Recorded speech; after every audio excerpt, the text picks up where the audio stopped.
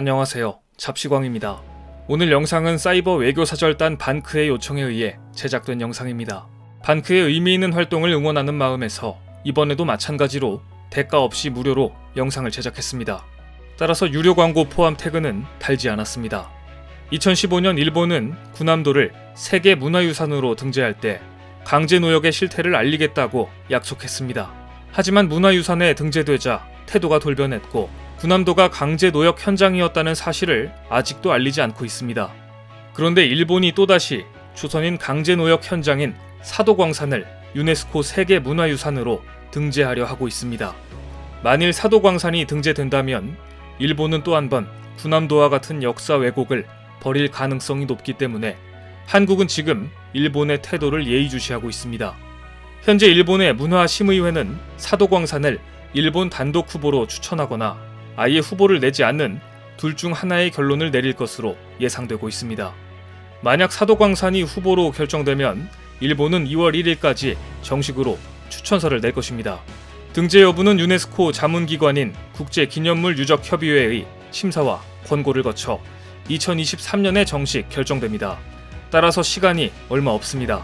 우리는 이를 막기 위해 한시라도 빨리 적극적으로 나서야 합니다. 사도광산은 에도시대에는 금광으로 유명했지만 태평양 전쟁이 본격화한 이후에는 전범기업 미쓰비시 광업이 소유했던 금광산으로 전쟁 물자를 확보하던 곳입니다. 문제는 일본이 부족한 노동력을 메우기 위해 조선인 노무자를 사도광산에 대거 동원했다는 사실입니다. 일제 강제동원 피해자 지원재단이 발간한 자료에 의하면 사도광산은 최대 1,200여 명의 조선인을 강제동원했지만 정확한 실태는 밝혀지지 않았습니다. 일본이 모든 자료를 폐기하거나 숨기고 있기 때문입니다.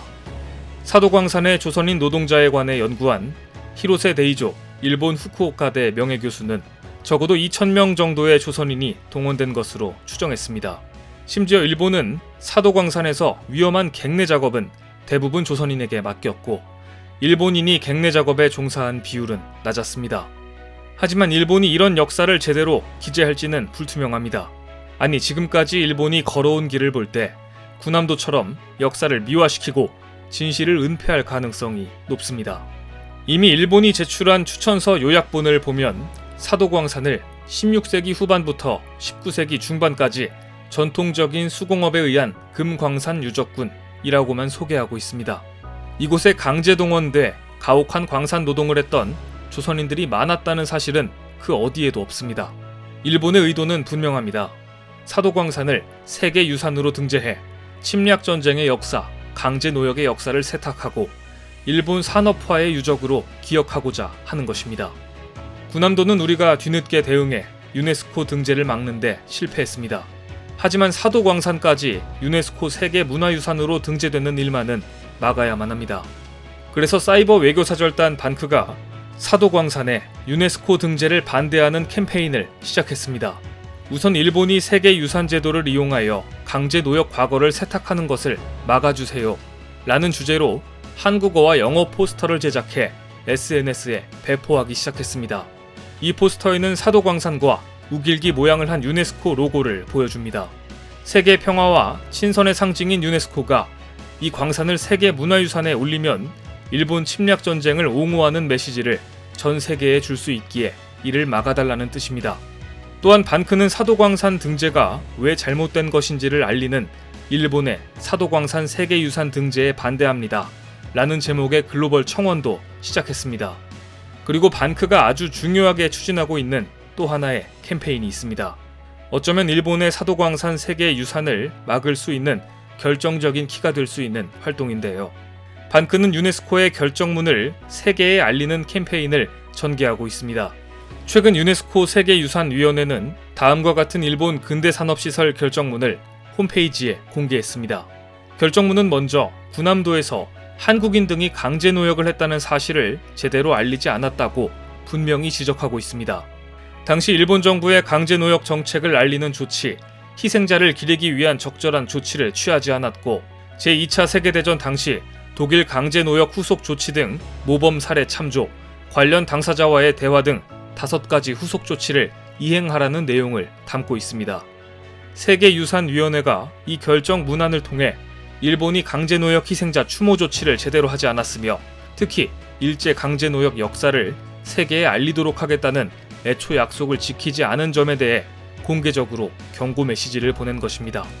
세계유산위원회는 이 결정 문안을 21일 이후 회의에서 채택할 전망입니다. 반크는 유네스코에서 나온 이 결정문을 전 세계에 알리고 일본 정부를 비판하는 포스터를 한국어와 영어로 제작해 SNS를 통해 알리고 있습니다. 포스터에는 일본 정부의 군함도 역사 왜곡을 고발하는 글로벌 청원 주소도 적혀 있습니다. 이 청원에 동참해 주신다면 제2의 군함도 사태가 될 수 있는 사도광산의 유네스코 등재를 막는데 큰 힘이 될 것입니다. 과거사 문제에 대한 접근 방식에 있어 독일인 일본과는 전혀 다른 길을 가고 있습니다. 최근 월스트리트 저널은 아프리카의 나미비아 정부가 약 537억 원의 사업비를 투입한 대규모 수소 에너지 육성 사업을 독일 정부와 진행하기로 했다고 보도했습니다. 나미비아는 1884년 독일에 점령당한 뒤 1차 대전 때까지 식민 지배를 받았습니다. 이 과거사 문제를 해결하기 위해 독일과 나미비아는 협상을 진행했고 드디어 6년 만에 타결이 됐습니다. 독일 정부가 사죄하고 개발 지원금을 지급하기로 양국이 합의한 것입니다. 나미비아는 독일로부터 받은 개발 지원금을 재원으로 해서 수소 에너지 사업을 추진해 더 이상 지하 자원에만 의존하지 않고 수소 에너지를 차세대 먹거리로 키우고 싶어 합니다.